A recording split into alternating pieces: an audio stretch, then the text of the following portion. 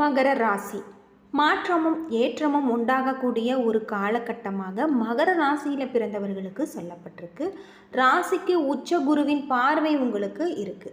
இந்த காலகட்டத்தில் மகர ராசியில் பிறந்தவர்கள், ராசியிலேயே அதிக புகழ் வெளிச்சம் இல்லாதவர்கள், பகட்டு இல்லாத மகர ராசி தான். ஆட்டுத்தலையும் மீன் போன்ற உடலமைப்பும் கொண்ட மகர ராசி காதலுக்கு பெயர் போனவர்கள் அல்ல. ஆனால் மகரம் ஒரு நில ராசி. இவர்கள் இதர நில ராசிகளான ரிஷபம் மற்றும் கன்னியுடன் பொருந்தி பேசக்கூடியவர்கள்.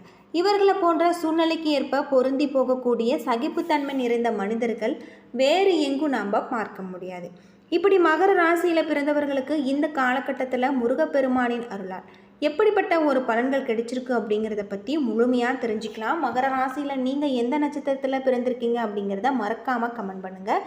வாங்க வீடியோக்குள்ளே போகலாம். உங்களுடைய ஜாதகத்தில் இருக்கக்கூடிய அனைத்து விதமான பிரச்சனைகளுக்கும் தீர்வு காண வேணும்னா டிஸ்கிரிப்ஷனில் நம்பர் கொடுத்துருக்கோம். இந்த நம்பருக்கு கால் பண்ணி உங்களுடைய பிரச்சனைகளை சொன்னீங்கன்னா போதும், கட்டாயம் ஒரு தீர்வு உங்களுக்கு கிடைக்கும்.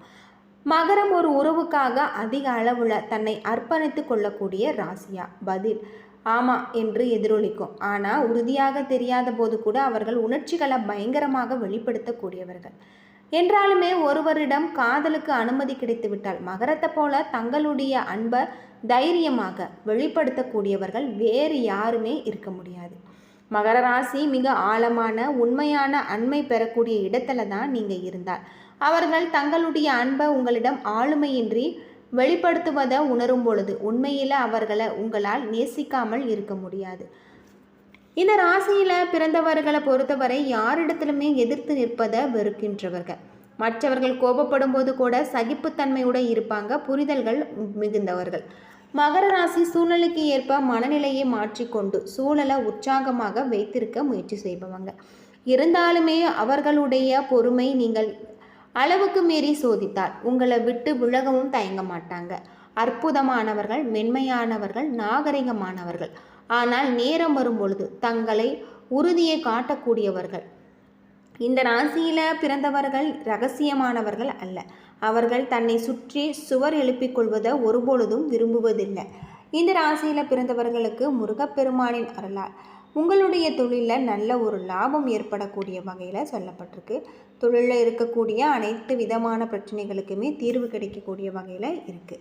நீங்கள் நேர்த்தியான பலன்கள் கிடைக்கலாம். சில இடங்களில் வேலையில் சவால் இருக்கும், சில இடங்களில் போராட்டம் இருக்கும். உத்தியோக ரீதியாக சில மாற்றங்கள் வரலாம். ஆனால் எதிர்பார்த்த பதவி மாற்றம், வேலை உயர்வு தள்ளி போகலாம். குடும்பத்தில் இருந்த கவலைகள் நீங்கி உங்களுக்கு மனதில் அமைதி அதிகரிக்கும். பிள்ளைகளால் மன நிம்மதி உண்டாகலாம். அலுவலகத்தில் நல்ல ஒரு சூழ்நிலைகள் இருக்குது. வேலையில் சில மாற்றங்கள் தள்ளி போகலாம். வியாபாரத்தில் விற்பனையும் லாபமும் அதிகரிக்கக்கூடிய வகையில் உங்களுடைய தொழிலை விரிவுபடுத்த ஏற்றமான ஒரு நேரம். குடும்பத்தில் இருந்த மனக்குழப்பம் விலகும். பிள்ளைகளால் பிரச்சனைகள் உங்களுடைய மனதிற்கு வேதனையை உண்டாக்கும். இந்த காலகட்டத்தில் கலைத்துறையில் நல்ல ஒரு வாய்ப்புகள், அதிக வருமானம் உங்களுக்கு கிடைச்சிருக்கு. புதிய முதலீடுகளில் நீங்கள் கவனமாக ஈடுபட வேண்டும். சந்திரனுடைய இடப்பெயர்ச்சி உங்களுக்கு உயர்வு தாழ்வான ஒரு பலன்களை கொண்டு வரும். சூரியன் 5ல் இருப்பதால் உறவினர்களுடைய வருகையில் உங்களுக்கு செலவுகள் ஏற்படலாம். வியாபார விஷயத்தில் நிதானமாக நீங்கள் செயல்பட வேண்டும். வியாபாரத்தில் எச்சரிக்கையாக இருக்க வேண்டும்.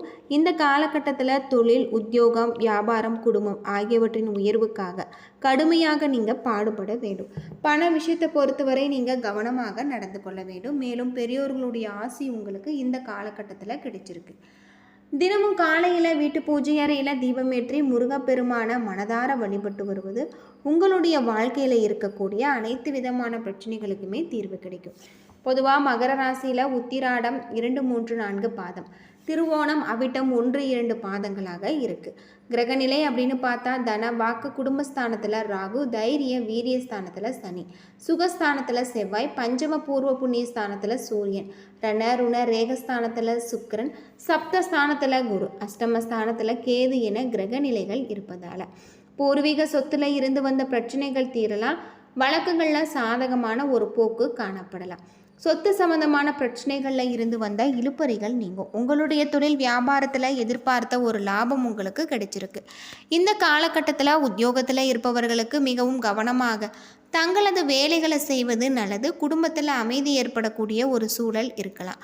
விருந்தினர்களுடைய வருகை உங்களுக்கு இருக்குது. உறவினர்கள் நண்பர்களிடம் கோபத்தை காண்பிக்காமல் பேசுவது நல்லது. எதிர்பார்த்த உதவிகள் கிடைப்பதில் தாமதமாகலாம். இந்த காலகட்டத்தை பொறுத்தவரை உத்தியோகத்தில் இருப்பவர்கள் மிகவும் கவனமாக உங்களது வேலைகளை செய்வது நல்லது. குடும்பத்தில் அமைதி ஏற்படக்கூடியதாகவும் விருந்தினர்களுடைய வருகை இருக்கும். உறவினர்கள் நண்பர்களிடம் கோபத்தை காண்பிக்காமல் பேசுவது உங்களுக்கு ரொம்பவும் நல்லது. எதிர்பார்த்த உதவிகள் கிடைப்பதில் தாமதமாகலாம். பெண்களுக்கு எந்த ஒரு விஷயத்திலுமே முடிவு எடுப்பதில் தாமதம் உண்டாகும். கலைத்துறையில் மதிப்பு மரியாதை உங்களுக்கு அதிகரிக்கக்கூடியதாகும். அரசியல்வாதிகள் பயணங்களால் மகிழ்ச்சியும் ஆதாயமும் கிடைச்சிருக்கு. மாணவர்களுக்கு கல்வியில் மட்டுமே கவனம் செலுத்துவது வெற்றிக்கு உதவும். சக மாணவர்கள் நண்பர்கள் பிரச்சனைகளில் தலையிடுவதை தவிர்ப்பது நல்லது. உத்திராடம் 2, 3, 4 பாதத்தில் பிறந்தவர்களுக்கு குடும்பத்தில் மகிழ்ச்சியான கொண்டாட்டங்கள் ஏற்படலாம். பெரியோர்கள் மூலம் காரிய அனுகூலங்கள் ஏற்படலாம். கணவன் மனைவிக்கு இடையே நெருக்கம் அதிகரிக்கும். பிள்ளைகள் மூலம் உங்களுக்கு சந்தோஷம் ஏற்படலாம். அது மட்டும் இல்லாமல் உங்களுக்கு இந்த காலகட்டத்தில் உல்லாச பயணங்கள் செல்ல நேரிடலாம். உங்களுடைய திறமை வெளிப்படும். காரியங்கள் அனுகூலமாக நடக்கும். மனதில் தைரியம் உண்டாகலாம். திருவோணம் நட்சத்திரத்தில் பிறந்தவர்களுக்கு புதிய ஒப்பந்தங்கள் கிடைக்க சிரமங்கள் குறையும். வேலை பளு குறைந்து காணப்படும். வீட்டை விட்டு வெளியில் தங்க வாய்ப்பு இருக்குது. திடீர் செலவுகள் உண்டாகலாம். எல்லா காரியங்களுமே அனுகூலமாக நடக்கும். கவலை நீங்கி உங்களுக்கு நிம்மதி உண்டாகும். உங்களுடைய வாழ்க்கையில் முன்னேற்றம் காண நீங்கள் முழு மூச்சுடன் செயல்படுவீங்க. பொருள் வரத்து அதிகரிக்கக்கூடியதாகவும் வாகனம் பூமி மூலம் உங்களுக்கு லாபம் கிடைச்சிருக்கு. அவிட்டம் 1, 2 பாதத்தில் பிறந்தவர்களுக்கு உங்களுக்கு எதிர்ப்புகளை வெற்றி கொள்ளக்கூடியதாகும்.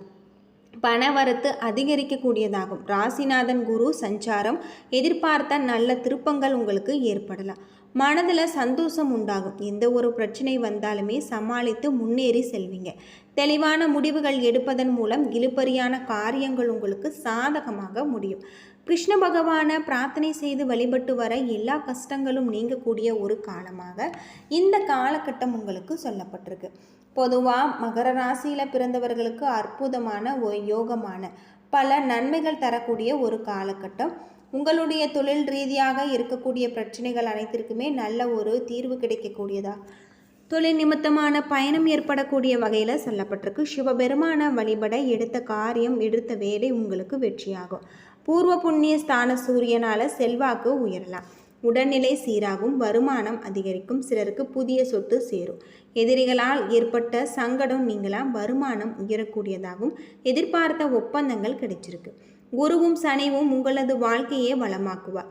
செல்வாக்கும் அந்தஸ்தும் உயர்த்தக்கூடியதாக வியாபாரம் தொழிலில் லாபமடைய வைப்பார். தைரியத்தையும் தன்னம்பிக்கையும் நீங்கள் உண்டாக்கக்கூடியதாக குடும்பத்தில் மகிழ்ச்சி அதிகரிக்கக்கூடிய வகையில் சொல்லப்பட்டிருக்கு. தைரிய வீரியக்காரனாகிய செவ்வாய் சுகஸ்தானத்தில் ஆட்சியாக சஞ்சரிப்பதால் உழைப்பு அதிகரிக்கக்கூடியதாகும். முயற்சிக்கு ஏற்ற லாபம் கிடைக்கும். வீடு வாங்கக்கூடிய முயற்சிகள் உங்களுக்கு உழைப்பு அதிகரிக்கக்கூடிய வகையில் சொல்லப்பட்டிருக்கு. இந்த காலகட்டத்தில் செய்ய வரக்கூடிய தொழில் லாபம் தரக்கூடியதாகும். பெரிய முதலீடுகளில் உங்களுக்கு தொழில் புரிவோர் பணியாளர்களின் ஒத்துழைப்பு இந்த காலகட்டத்தில் கிடைச்சிருக்கு அப்படின்னே சொல்லலாம். அது மட்டும் இல்லாமல் உங்களுடைய தொழிலில் இருக்கக்கூடிய அனைத்து விதமான பிரச்சனைகளுக்குமே இந்த காலகட்டம் நல்ல ஒரு தீர்வு. உங்களுடைய முன் கோபத்தை நீங்கள் குறைத்து வருவது உங்களுக்கு ரொம்பவும் நல்லது அப்படின்னு சொல்லப்படுது. புண்ணிய திருத்தல யாத்திரை செல்வதால் மகிழ்ச்சி மன அமைதி ஏற்படலாம். உங்களை நம்பி பெரிய பொறுப்புகள் வந்து சேரும். காணாமல் போன பொருட்கள் திரும்ப வரும். கைவிட்டு போன சொத்துக்கள் கைவசமாகும். வரவுக்கு மிஞ்சிய செலவுகள் இருக்குது. சொத்து தொடர்பான முக்கிய விஷயங்களை பிறரை நம்பி ஒப்படைக்க கூடாது. வெள்ளருக்கு மாலையை அணிவித்து விநாயக பெருமானை வழிபட்டு வாருங்கள். உங்களுடைய வாழ்க்கையில் இருக்கக்கூடிய அனைத்து விதமான பிரச்சனைகளுக்குமே தீர்வு கிடைக்கும். என்ன நண்பர்களே, இந்த வீடியோ உங்களுக்கு பயனுள்ள ஒரு தகவலை தந்திருக்கும்னு நினைக்கிறேன். வீடியோ பிடிச்சிருந்தால் லைக் பண்ணுங்கள், ஷேர் பண்ணுங்கள், கமெண்ட் பண்ணுங்கள்.